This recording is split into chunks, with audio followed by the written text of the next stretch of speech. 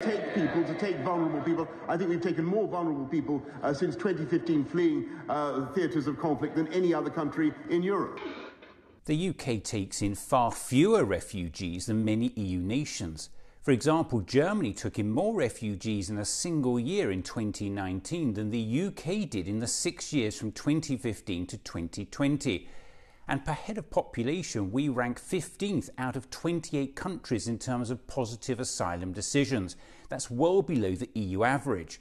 Will the Prime Minister join with our European partners and waive all visa requirements for the people of Ukraine who are fleeing war? What we do have is a plan, Mr. Speaker, to be as generous as we possibly can to the people of Ukraine. Johnson has stubbornly refused to waive visa requirements for Ukrainian refugees in the same way the EU has done. For the vast majority of Ukrainians in Ukraine, without the necessary family connections to Britain, their only route to obtaining a visa for the UK remains the same points-based immigration system that existed before the invasion.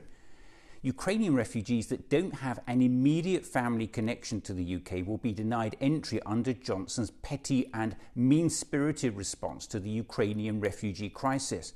And this is Johnson's latest scheme. So what we're going to do is we're extending the family scheme so that actually very considerable numbers would be eligible. As I set out earlier, you could be talking about a couple of 100,000, maybe more. Additionally, we're going to have a humanitarian scheme, and then a scheme by which UK companies and citizens can sponsor individual Ukrainians to come to the UK. That's right.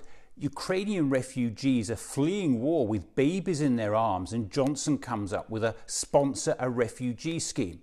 Here's the Justice Secretary, Dominic Raab, defending the government's position. They want to stay closer in the region to their home country. For the UK government to try and justify its stubborn refusal to take in Ukrainian refugees without the need for a visa with the argument they may not want to come here anyway is utterly shameful.